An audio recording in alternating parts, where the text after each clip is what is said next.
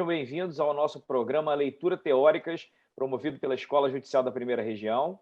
As nossas convidadas de hoje são a Fernanda Cabral de Almeida e a Isabela Pimentel de Barros.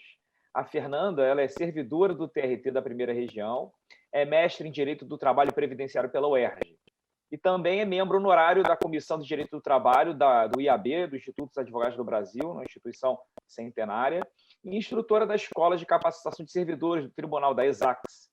E já a Isabela, ela é mestre também, mestre em Direito do Trabalho Previdenciário pela UERJ, advogada, membro da Comissão de Direito Sindical da OAB aqui do Rio de Janeiro e membro efetivo também do IAB, do Instituto dos Advogados do Brasil.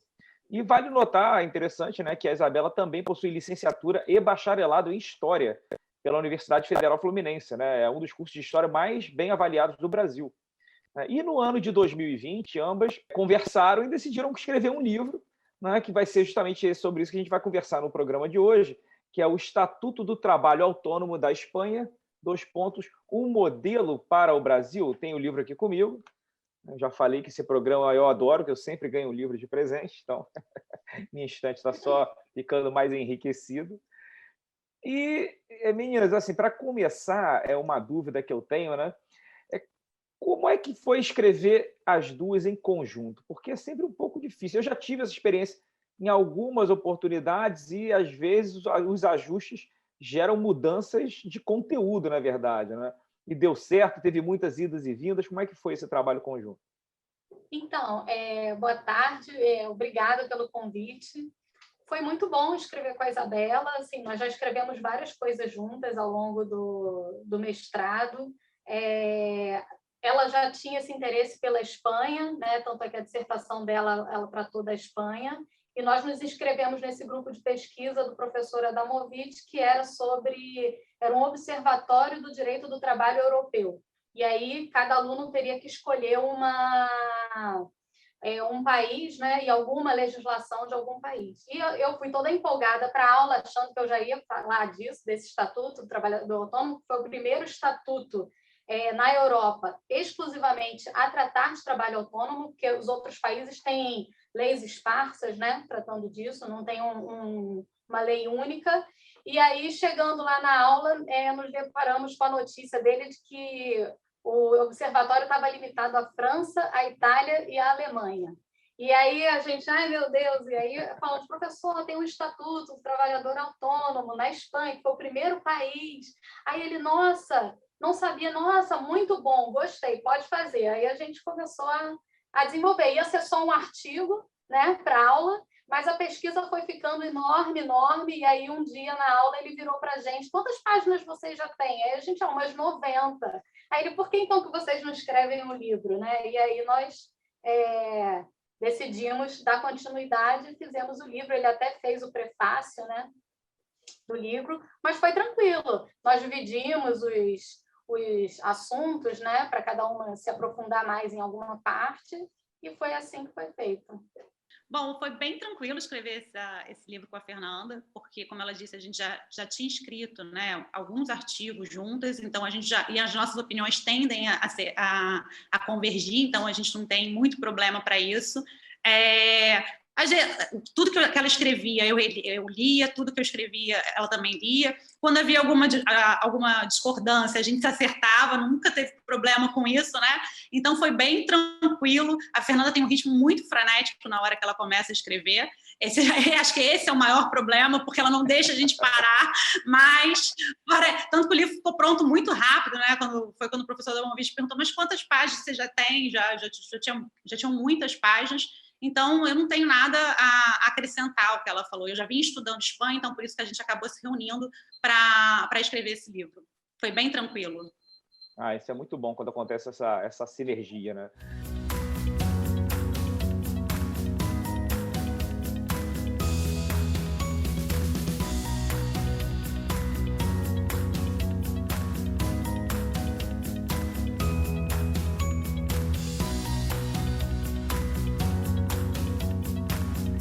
Deixa eu perguntar para vocês, olhando lá de perto o Estatuto do Trabalhador Autônomo espanhol, o que mais chamou a atenção de vocês, assim? No desenho que eles bolaram lá, o que foi mais legal ou mais duvidoso? O que chamou mais a atenção de vocês?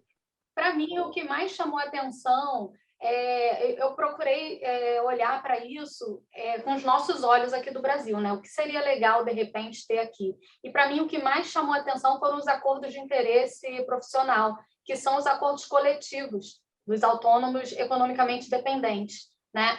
Nós sabemos que é uma categoria extremamente heterogênea, né? Pessoas trabalhando com as mais diversas atividades, e eu acho que a norma coletiva seria realmente um caminho muito bom para tentar proteger esses trabalhadores autônomos, porque aí você observaria as especificidades de cada atividade, né, dos tomadores dos serviços. Então, eu achei que a possibilidade, né, desses autônomos economicamente dependentes fazerem acordos coletivos, achei muito interessante. Apesar de que lá o autônomo, o trabalhador autônomo economicamente dependente, ele tem que aderir ao acordo coletivo, né?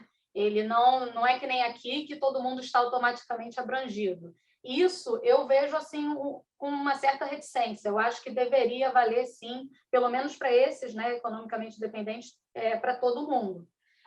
Porque eu sempre acredito que há aquela possibilidade de repente, ter uma forçação de barra ali do tomador de serviço para ele não aderir, ainda mais se for um pacto benéfico para ele, né? Mas, lá na Espanha, esse acordo coletivo para os autônomos, o autônomo tem que aderir, não só aderir aos termos do acordo, né, no contrato dele, como também se filiar ao sindicato e à associação. A obrigatoriedade de se filiar, eu acho interessante e acho que poderia ser aplicada aqui também, porque eu não vejo que aí poderia haver um problema, mas, de repente, a adesão assim, individual ao termo do acordo, talvez sim. Talvez fosse um problema, ao meu ver. Mas isso foi o que mais me chamou a atenção, assim, da lei, em termos de ideia boa, que eu achei que poderia... Mas a adesão só ocorre se você se sindicalizar antes? Só. Ou você pode aderir e se manter não filiado? Não, você tem que se manter filiado. Tem que ser filiado, então. Para os empregados, lá funcionam como aqui, normalmente, né? Só esse dos autônomos que tem essas especificidades. E para você, Isabela, o que chamou a atenção? O que mais me chama a atenção é a similitude que essa figura tem com a do empregado. Isso me chamou muita atenção, porque eu imagino que, na prática, isso deve ser bem difícil diferenciar no dia a dia. Não sei até que ponto, tanto que assim, a gente trata em uma parte do livro sobre os falsos autônomos, né? O quanto quando a fiscalização de fato começou a atuar, o quanto foi pego, né, de fraude nesse tipo de trabalho. Tem uma parte do livro que a gente se dedica aos falsos autônomos e a gente mostra que nos últimos anos muitos contratos desses tiveram que serem convertidos em razão das fraudes existentes. Então, o que mais me chama a atenção, e eu não sei de fato como na prática isso acontece na Espanha, o quanto tem de fraude, né? O quanto pode ser fraudado esse tipo de contrato, porque ele realmente é muito parecido com a figura do empregado por conta alheia, né? Como eles chamam. Então, aproveitando esse gancho que você me deu, eu pergunto, assim, esses conceitos indeterminados, como dependência econômica, eles às vezes podem trazer mais confusão do que ajudar na solução dos problemas, porque é um critério muito nebuloso, né? Acaba sendo concretizado muito dentro do processo do caso concreto.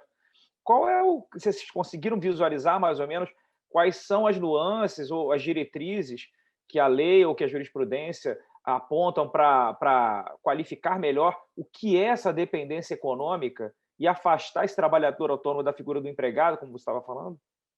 Na verdade, ele diz que quando o trabalhador recebe 75% dos seus rendimentos de um só empresário, ele seria o dependente economicamente.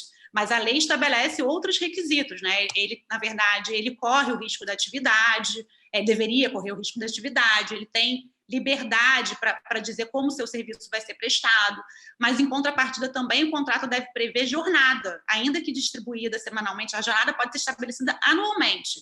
Só para eu entender melhor, então, 75% dos benefícios, né, do pagamento, dos rendimentos, de uma única trabalho. Uma única fonte, não é isso? Mais risco, ele deve assumir os riscos da atividade, que isso a gente conhece bem, um conceito clássico aqui, mais liberdade para escolher a sua forma de pagamento. Mas você estava falando da questão da jornada. A jornada é pré-estabelecida contratualmente a quantidade de horas ou os horários em si, entrada e saída? Não, a A quantidade. duração. Isso, a duração, a quantidade de horas é que é estabelecida anteriormente, não o horário. Ah, tá. Ele também tem que ter a infraestrutura e os equipamentos próprios. Ele não pode ser igual aos empregados da empresa, fazer a mesma coisa que os empregados. Não pode. Ele Não pode ter um empregado e um autônomo exercendo a mesma função. Não pode. Não Ele pode. não pode ter empregados. Ele só pode contratar empregado se ele tiver impossibilitado. Por exemplo, a mulher teve o filho, vai ficar afastada, né? Em benefício previdenciário. Aí ela pode contratar um empregado para substituí-la naquele período. E essa pessoa é empregada do autônomo, né? Do autônomo economicamente dependente. Mas fora Empregada isso, que você diz formalmente empregada? Empregada formal? formalmente empregada. Formalmente empregada do autônomo. Entendi. Na verdade, o critério da dependência econômica é muito para diferenciar o autônomo ordinário, né, do autônomo economicamente dependente. Tem mais a ver com isso, porque tem essa terceira figura, do que para separar o autônomo economicamente dependente do empregado. Por exemplo, um médico, né? Um médico, ele seria um autônomo que não estaria enquadrado nessa história do... A princípio, num primeiro momento, ele não se encaixaria aqui, porque ele está prestando serviço no consultório, e aí vão diversos clientes, ele não tem 75% de uma fonte única, né? Mas ele é autônomo, tem liberdade. Eu gosto de dar o exemplo do salão de beleza, né? Por exemplo, tem uma lei aqui no Brasil, até subjúdice no Supremo. Então, tem o cabeleireiro ali no salão, né? Ele vai todos os dias ali para aquele salão, ele é autônomo e ele recebe 75% do seu rendimento daquele pagador. Então, ele seria um autônomo economicamente dependente. Daí, ele tem mais direitos do que o autônomo ordinário ou comum. O que ele tem de direitos que chamam a atenção? Que não chega a ser empregado, mas é mais do que o autônomo comum. A lei prevê alguns casos de indenização, em caso de extinção do contrato, algumas hipóteses em que o contrato pode ser extinto. A lei dá a ele a faculdade dele contratar alguém no período em que ele tiver que se afastar, né, para ele não perder aquele contrato, né? Ele tem um limite de 30 horas, 30% das horas pactuadas como extraordinárias, a lei não deixa ultrapassar isso. A segurança e a saúde do trabalhador, ainda mais quando ele trabalha ali no estabelecimento, né, do cliente, que é a cargo do cliente, da empresa que toma os serviços. Então, ela é responsável pela manutenção das condições de trabalho, das condições ambientais de trabalho ali. Ele tem direito a interromper anualmente o contrato para poder descansar. Tem uma série de direitos que não tem o trabalhador autônomo ordinário. Mas essa interrupção é remunerada como se fosse férias Pode ou não? ser, se eles assim avançarem ou se tiver isso previsto na norma coletiva, pode ser, mas pela lei não. O estatuto ele é uma norma geral sobre os trabalhadores autônomos, né? E ele traz uma figura especial que é o autônomo economicamente dependente. Então ele prevê ali direitos gerais, mas ela mesma quando arrola as fontes que vão reger aquele contrato, ela faz menção à norma coletiva e faz menção também a leis especiais. Então, vão ter categorias que, por exemplo, até um cabeleireiro ou um transportador de cargas pode ter também uma lei específica sobre isso, regulamentando aquele trabalho especificamente, prevendo outros direitos. Mas isso não vai afastar a incidência do estatuto, porque o estatuto é a regra geral.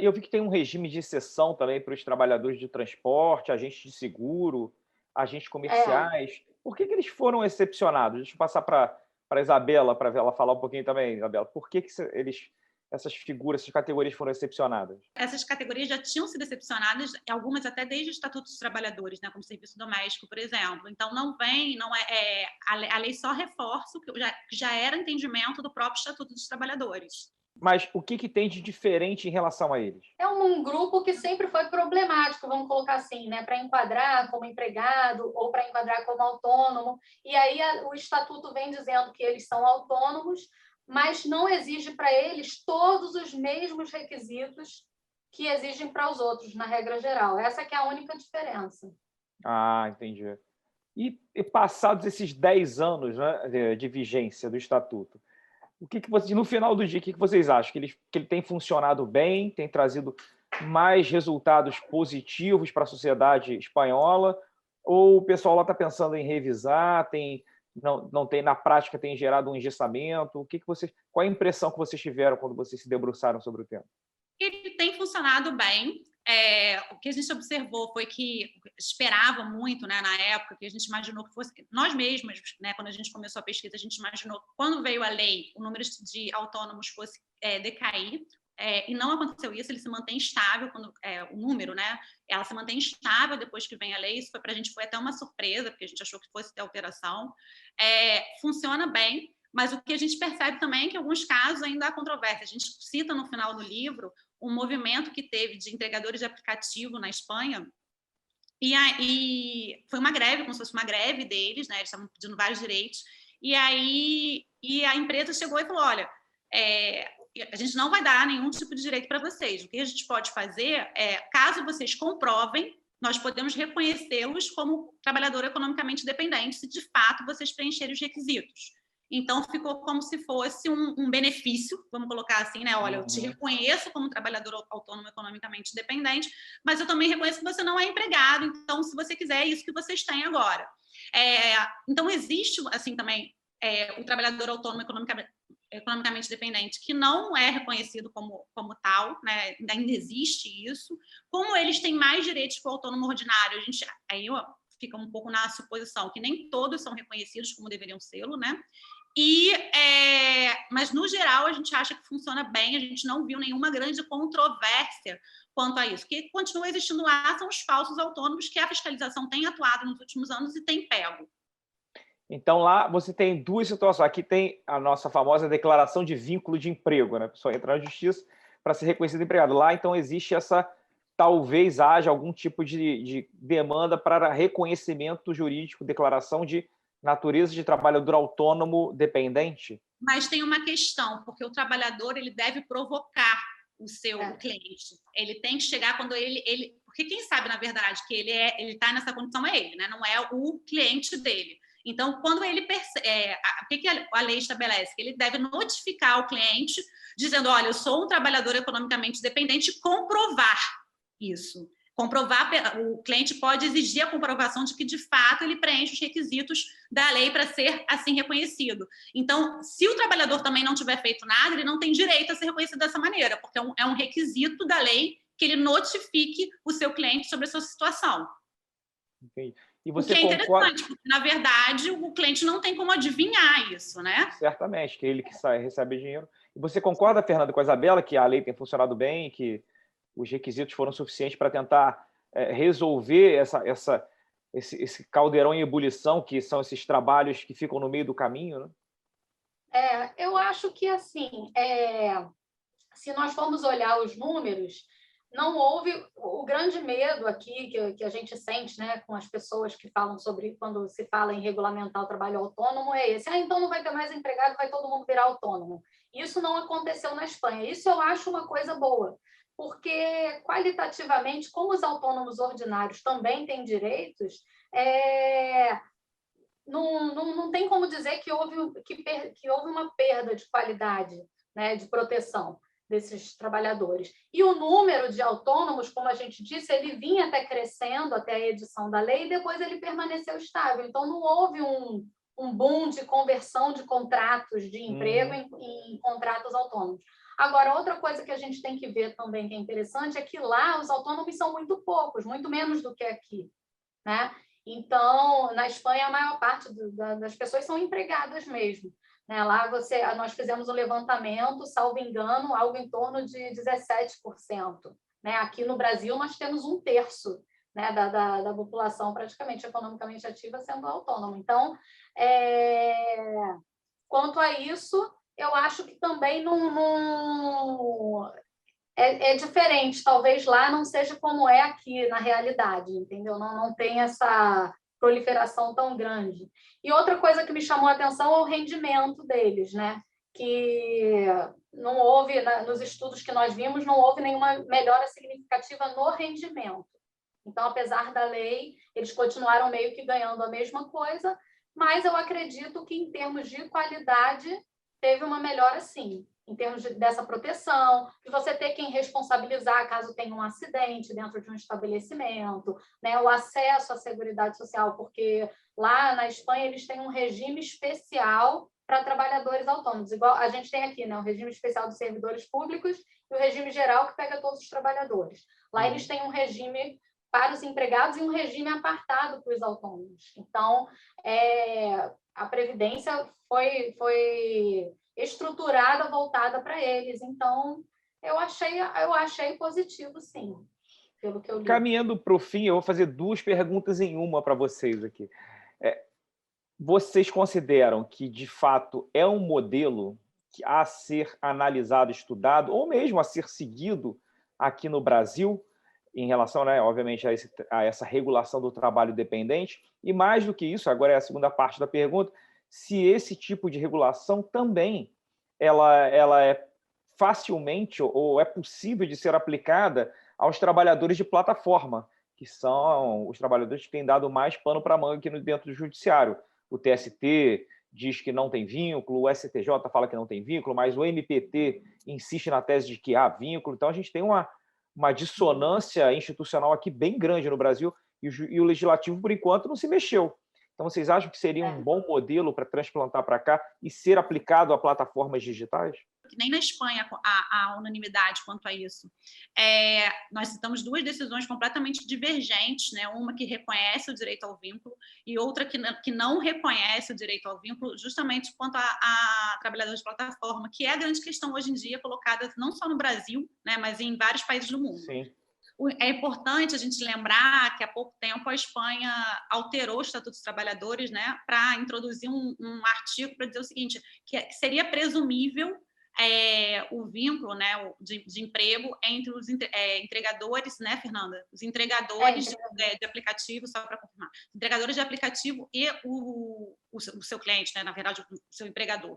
Então, a própria Espanha tem ainda muita controvérsia sobre isso no próprio país, quanto à questão dos trabalhadores de plataforma. No Brasil, a gente imagina assim, o que a gente pensou quando a gente estava escrevendo o livro? A gente não tinha uma resposta certa, né? Cabe ou não cabe? Tanto que é uma pergunta, tanto que o título é uma pergunta. O que a gente pensou? Que esses trabalhadores não podem ficar à mercê, né, ficar fora de qualquer proteção, sobretudo porque a gente não tem a questão previdenciária no Brasil, né, que protege, quer dizer, a maior parte dos trabalhadores autônomos não contribui para a Previdência Social, que é uma questão muito grave, ao nosso entender, não haver proteção nenhuma para esses trabalhadores. Então, essa para a gente era a principal questão, a questão da proteção à saúde desses trabalhadores no Brasil, então que eles não poderiam continuar à mercê. Essa briga de que é autônomo ou é empregado não adianta, porque assim, a gente não está chegando a lugar nenhum, a gente está brigando, não chegando a lugar nenhum. Então, o que a gente entendeu, por que a gente trouxe o livro, né? O Brasil precisa refletir, a comunidade jurídica precisa refletir, porque, de repente, um terceiro caminho possa ser, sim, a solução para isso. Então, a gente coloca como uma questão, sim, para trazer para reflexão, para perguntar, isso aqui não seria um modelo, de repente, adaptando as questões econômicas, né, culturais, obviamente, respeitando as diferenças de cada país, para a gente estudar e trazer para cá, para o Brasil, que a gente entende que não poderia ficar, esses trabalhadores não podem continuar à mercê de qualquer tipo de proteção trabalhista e previdenciária, e por isso o nosso estudo, né? A questão era realmente trazer a reflexão de criar um novo modelo, mesmo que isso acontecesse, mas para que esses trabalhadores tivessem algum tipo de proteção. Mas se esses trabalhadores são, de fato, empregados ou autônomos, nem lá existe isso, não, ou trabalhadores economicamente dependentes, existe muita controvérsia no próprio país ainda. Uma outra coisa só para lá é muito diferente entre o Brasil e a Espanha, é que lá é muito comum você registrar vínculos de curta duração, que não acontece no nosso país. Então, assim, lá você tem contratos de 1 semana, de 2 semanas. Talvez isso explique o número menor de autônomos, né? Já que aqui o contrato de 1 semana ele sequer é formalizado, a gente nem fica sabendo, né? Já é natural que não seja um vínculo de emprego. E lá não, ao contrário, lá um dos maiores problemas no mercado de trabalho espanhol é justamente o contrato temporário. Então, talvez isso também explique essa diferenciação do número, né, de trabalhadores autônomos no Brasil e na Espanha.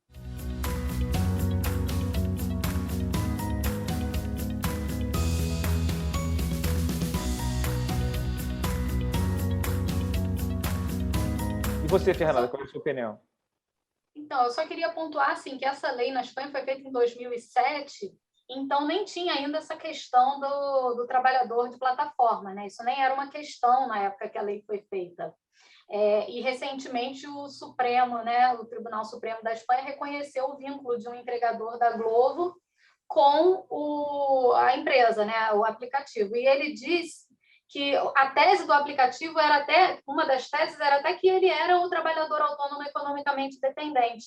E na sentença, o tribunal entendeu que ele não tinha a infraestrutura e os meios próprios de prestar o serviço, porque o tribunal entendeu que a infraestrutura não é a motocicleta e o telefone celular, é o aplicativo. Porque se eu tiver uma motocicleta e um celular, não necessariamente eu consigo realizar aquela atividade, né? Então, o tribunal afastou essa condição e logo em seguida já veio, então, essa alteração no Estatuto dos Trabalhadores. Eu acho que, assim, se nós observarmos, até no último capítulo, a gente traz uma série de leis, né, de trabalho autônomo no Brasil, e se nós formos observar as leis mais antigas, por exemplo, do representante comercial, você vê que ali tem um monte de direitos, né? É resguardado o local onde ele vai poder atuar, tem uma série de indenizações e tal. E as leis que tratam de trabalho autônomo mais recentes, por sua vez, não trazem muitos direitos, né? Elas só falam, essa atividade aqui é autônoma, e ponto final. Entendeu? Então, eu acho que, do jeito que estamos indo, está bem aquém do que deveríamos ir. Fora que, quando você opta por esse caminho de regular cada atividade, cada trabalho autônomo, salão, aí tem até projeto de lei do professor de academia também, para fazer a mesma coisa, né? O transportador autônomo de cargas, o transportador lá do aplicativo, você faz cada lei diferente, você acaba deixando muita gente de fora, porque é uma categoria muito heterogênea. Então, nesse sentido, eu acho que o Estatuto Único seria importante. Mas talvez aqui no Brasil os requisitos não pudessem ser os mesmos, né? Especialmente essa parte de depender do autônomo economicamente dependente, provocar esse reconhecimento, né? Talvez pudéssemos inventar um outro critério, como, por exemplo, se você presta serviço para o cliente final ou se você presta serviço para uma empresa que tem um cliente, né? Talvez isso irá definir se você é um autônomo dependente ou se você não é. Não, a dependência, essas categorias intermediárias, não necessariamente a dependência é um critério, né? Na Itália, por exemplo, é a parasubordinação apenas. Não importa se você ganha 75%, né? Então, a Espanha usou um critério misto, né? Ela juntou a questão da dependência econômica e juntou a forma da organização do trabalho, né, com menos subordinação ou sem subordinação, e criou essa figura dela. Talvez aqui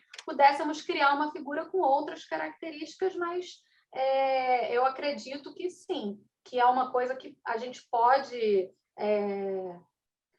pensar aqui no Brasil. Eu acho que cada vez mais a CLT está perdendo público, né, vamos dizer assim. Então, ao fim e ao cabo, são trabalhadores que merecem também proteção, entendeu? Então, acho que sim.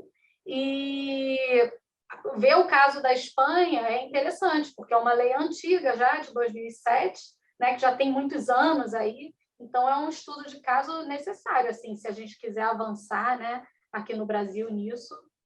Eu concordo, eu acho que exatamente sobre esse aspecto, né, você perceber no mundo real, né, quais foram as consequências que aquela lei provocou. Eu sempre digo isso, né, que no Brasil a gente trabalha pouco com isso que vocês fizeram, né, que é um trabalho voltado para a realidade, é quase um trabalho de campo, né? Você apreciar as consequências empíricas daquilo que foi produzido no laboratório de um congresso ou numa jurisprudência. E veja a reforma trabalhista, por exemplo. A gente tem uma discussão extremamente polarizada, se ela é boa ou se ela é ruim, quando, na verdade, eu digo que não nos cabe, num primeiro momento, falar sobre isso. É a decisão do Congresso. O que você pode fazer é medir na prática o que ela acarretou na sociedade e, a partir desses dados, você criar, né, a sua hipótese ou a sua correção de rumo, caso seja necessário, sempre trabalhando com a realidade. Fugir da discussão abstrata, porque dificilmente um vai convencer o outro apenas no campo das ideias, sem os pés no chão, não é verdade? Então, eu agradeço muito a presença de vocês aqui. Deixa eu mostrar mais uma vez o livro, né? O Estatuto do Trabalho Autônomo da Espanha, escrito pela Fernanda Cabral de Almeida e Isabela Pimentel de Barros, tá? Pela editora Juruá. Não é isso? Aí eu queria passar a palavra final para vocês, né? E aí também, obviamente, pedir para vocês dizerem onde o nosso ouvinte pode, ou telespectador agora também, que vai pelo YouTube, pode encontrar o livro de vocês. Estou muito feliz, assim, por estar sendo ouvida aqui no tribunal, né, onde eu já trabalho há tantos anos. E o livro, nós doamos uns exemplares para o Wilsinho vender. Então, quem quiser comprar com ele, mas também vende no site da Juruá. Mas quem quiser ajudar o Wilsinho aí, né, tem toda uma campanha do Wilsinho, tá com ele lá. Tá bom. Isabela, obrigado também. Quero agradecer imensamente o convite da escola, a todos vocês, a Maiara, a Fernanda, ao Dr. Fábio. Eu fiquei muito feliz, acho muito legal o espaço, até para dialogar com a advocacia. Só uma observação que a Espanha fez uma reforma trabalhista em 2012, e eu estava lendo esses dias, e eles estão querendo fazer uma contra-reforma agora, eles estão com um projeto, e o interessante de lá é que, mesmo para fazer essa contra-reforma, eles estão chamando tanto a associação, né, os representantes patronais, quanto os representantes dos empregados. Quer dizer, não vai sair nenhum projeto de lei novo sem todo mundo ser ouvido. Eles estão há meses em negociação para isso. Então, eles fizeram uma reforma trabalhista também bem anterior à nossa, porque a deles é a primeira de 2010, a segunda de 2012, e agora eles falaram, não deu certo, vamos voltar atrás em alguns pontos. Isso também é bem legal. Pode cortar essa parte. É o caminho, mas é o caminho da civilização, é esse. Você ir, avançar, errar, volta, aperfeiçoar. Mas muito obrigada pela oportunidade. Obrigado, então, aqui a quem nos assistiu, né? E até o próximo programa do Leitura Teóricas aqui na Escola Judicial. Grande abraço.